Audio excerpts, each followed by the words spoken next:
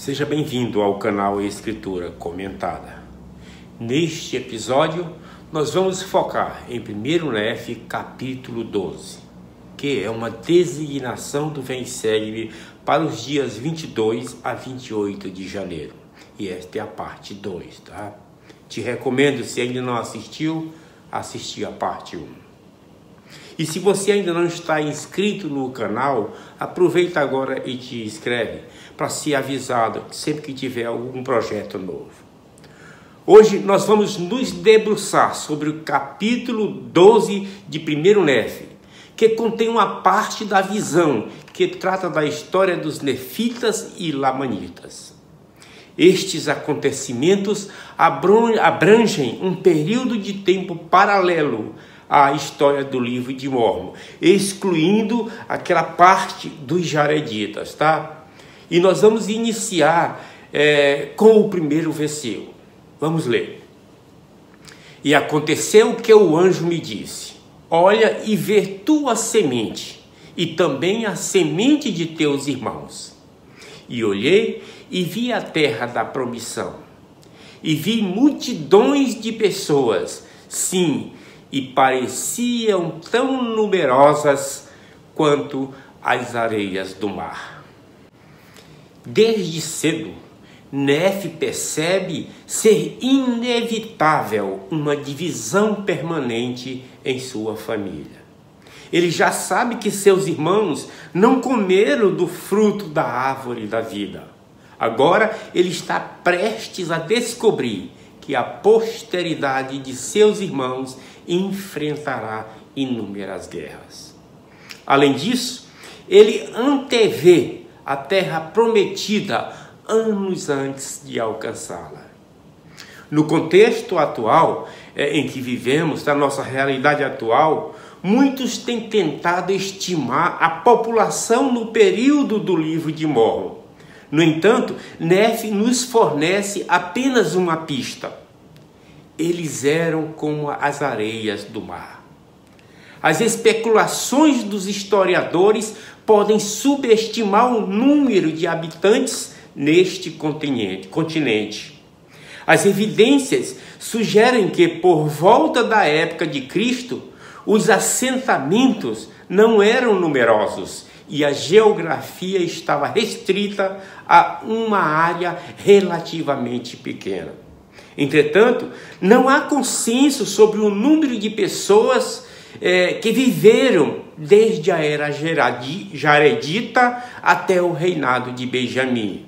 Mas no versículo 4, Nefe diz que viu uma névoa de trevas sobre a face da terra da promissão. Observe que Nefe está fazendo uma afirmação. E quando ele afirma isto, ele está dizendo que viu a névoa de escuridão que cobriu a terra prometida durante 3 dias após a morte do Salvador.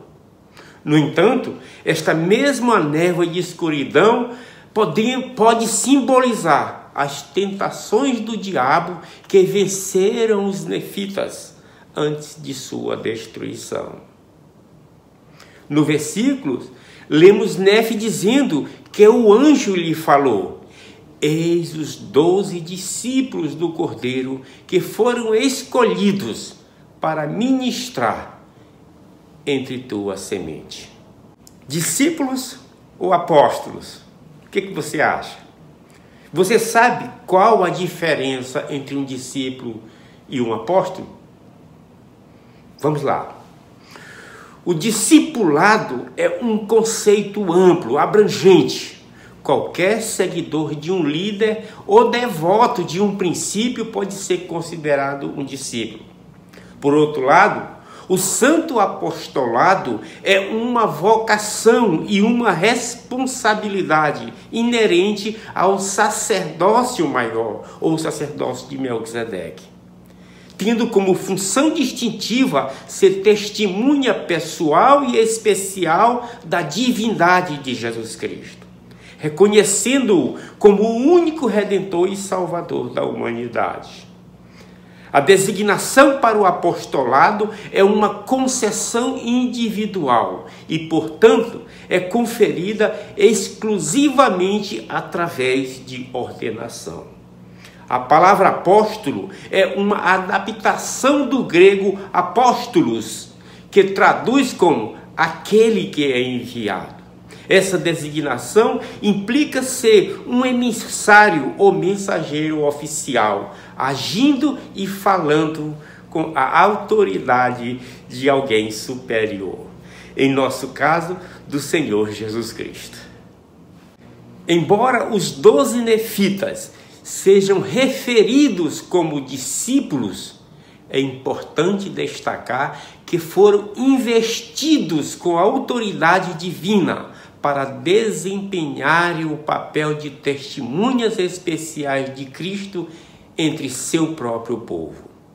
Isso efetivamente os colocava na posição de apóstolos da linhagem nefita, embora ficassem subordinados, como revelado a Nefe, a autoridade e jurisdição de Pedro e dos 12 escolhidos na Palestina.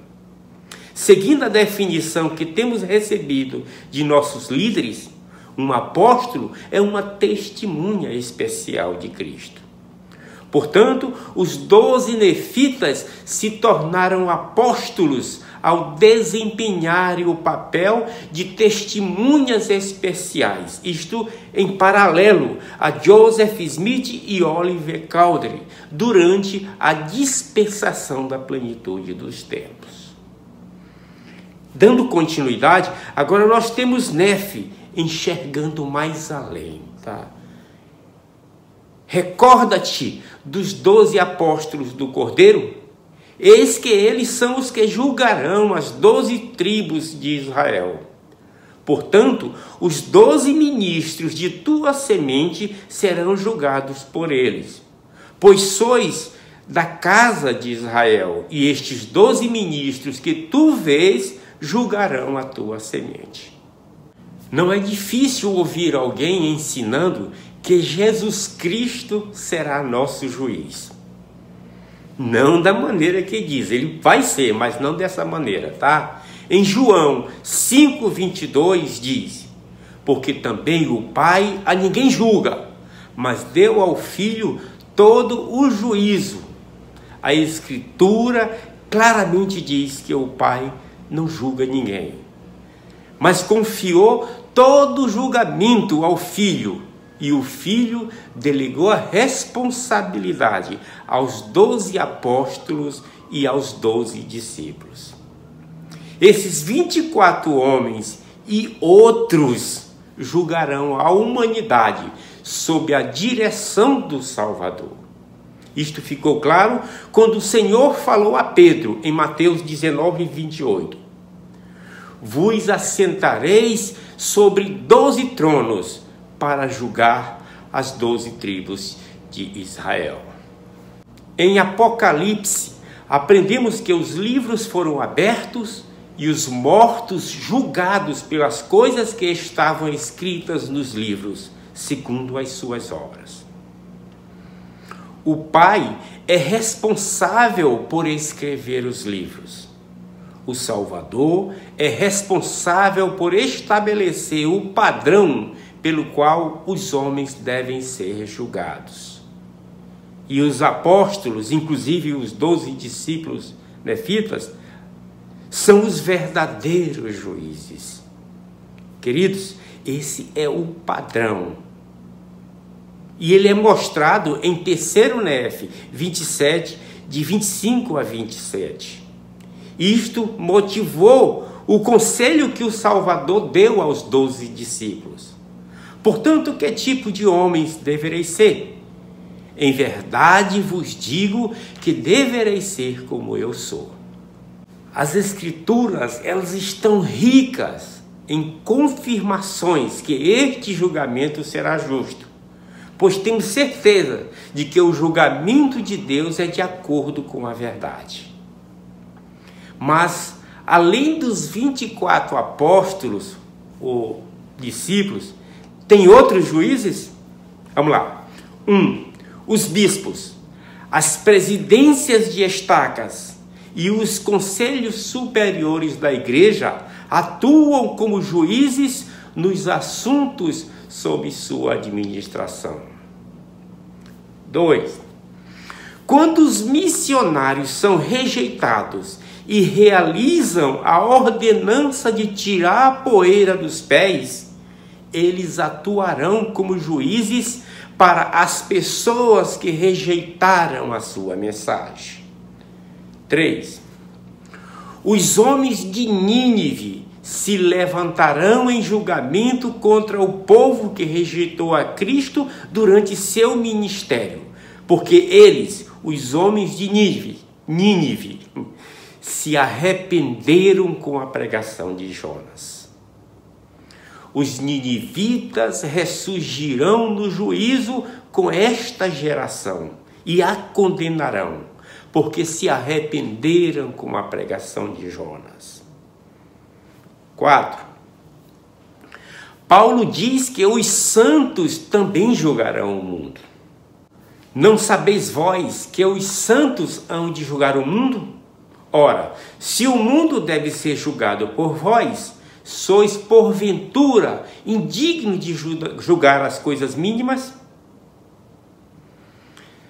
Sob o comando de Cristo, uma grande hierarquia de juízes operará, cada um atuando em sua esfera designada. E vi tronos, e assentaram-se sobre eles, e foi-lhes dado o poder de julgar. Paulo disse: não sabeis vós que os santos hão de julgar o mundo? Não sabeis vós que havemos de julgar os anjos? Os missionários, queridos, julgarão aqueles que os rejeitaram. E de qualquer casa em que entrardes e não fordes recebidos, saireis rapidamente e sacudireis o pó de vossos pés, como testemunha contra eles. E sabei que no dia do julgamento sereis juízes daquela casa e condená-los-eis. Os 12 apóstolos nefitas julgarão a semente de Nefe. E estes 12 ministros que tu vês julgarão a tua semente.